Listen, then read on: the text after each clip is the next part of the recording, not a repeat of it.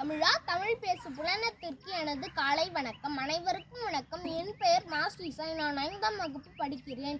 இன்றைய கதையும் நீதியும் போட்டியில் நான் பாரதியின் புதிய ஆத்திச்சூடியும் விளக்கமும் சொல்கிறேன். அச்சம் தவிர், ஆண்மை தவறே, இளைத்தல் இகழ்ச்சி, ஈகை திறன், உடலினை உறுதி செய், ஊன் மிக விரும்பு, ஏறு போல் நட, ஏறுவது எண்ணுவது உயர்வு, ஐம்பொறி ஆட்சிக்கொள், ஒற்றுமையே வலியாம் உண்டு ஔடதம் குறை.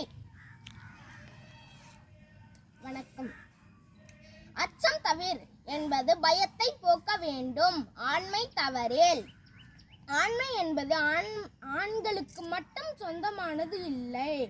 அது வீரம், திறம், பணிவு, கம்பீரம் இவை அனைத்தும் ஆண்மை தவறேல் என்று சொல்லி அடங்குகிறது.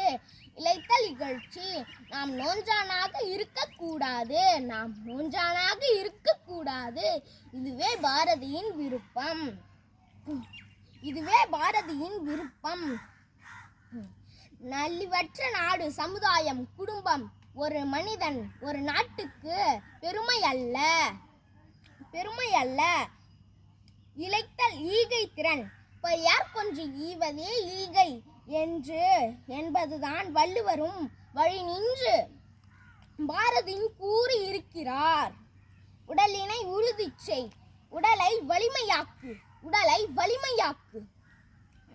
ஊன் மிக விரும்பு.